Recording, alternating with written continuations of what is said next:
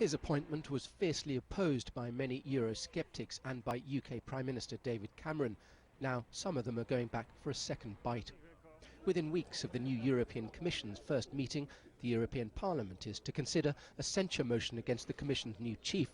Jean-Claude Juncker is accused of being directly responsible for tax policies in Luxembourg, which are now under investigation for unfairly attracting multinational business. He was the country's Prime Minister for 2 decades until a year ago. The motion, which technically is against the whole Commission, is being brought by an alliance of Britain's UKIP, France's National Front and Italy's Five Star Movement. It's thought unlikely to attract the 2/3 majority required to force the Commission from office, but does add more pain to Europe's already long list of ailments. The last thing that the Euro authorities need at the moment is any sort of divisions. We've obviously got a 2, maybe 3-speed economy going on in Europe. It's certainly the world's second economy if you add the countries together. Needless to say, youth unemployment in certain pockets remains a large problem. Growth is anemic. Germany's only just recently avoided recession, and of course have something of an absolute fear of hyperinflation, which QE could potentially bring, given their experiences in the interwar period. Juncker is also coming under scrutiny for some of his current actions. On taking office, he promised to present a new €300 billion investment plan due to be unveiled before Christmas. But more and more are asking, where will those billions come from? Of the Eurozone's 28 governments, only Germany appears able to increase investment, something which, despite appeals from across the Eurozone, it steadfastly refused to do. Joins me again. Well, as the report said, this is the last kind of thing that you want. I mean, the rights and wrongs of Luxembourg, let's leave that out at the moment, because that's all to be talked about. But this is just what you don't want, right? Right now in Europe. Yes. I mean, practically, there's absolutely no chance that this motion will pass.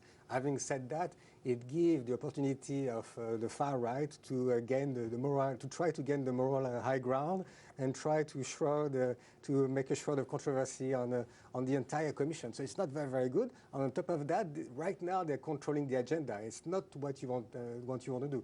I mean, the Parliament should be busy trying to solve economic problem, not trying to do this kind of things. Or to defend itself, because you do get an idea about it, don't you? That they, for right or wrong, they tend to be so inward-looking on dealing with this stuff, don't they? Yes, I mean, there's a bureaucracy and there's a political scene, and sometimes some information get lost between the two, and they're not managing the information properly.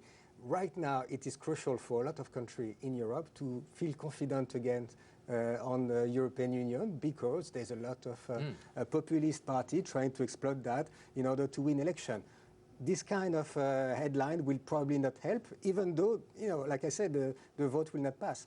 Because I think, and the second point is, I think, which is more important, which is more politically than economically, it's the first time that UKIP ally itself with the Front National, French far-right party. Until now, they were trying, I mean, UKIP always tried to keep its distance. And if they start now to work together, it's really bad for the European Parliament.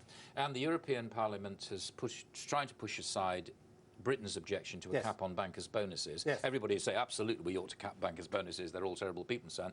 Fact of the matter is, you don't want anything to upset the competitiveness of any financial centre, do you? Yeah, I mean, right now, countries are competing against each other, and the tax is one of the tools in the toolbox in order to compete against other countries.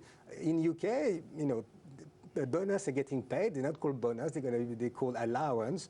Having said that, if you want to pay the market price for the performer, you need to pay them. And any kind of regulation like that, I don't know how it does it. I don't understand the detail, but it always pushes costs up, doesn't it?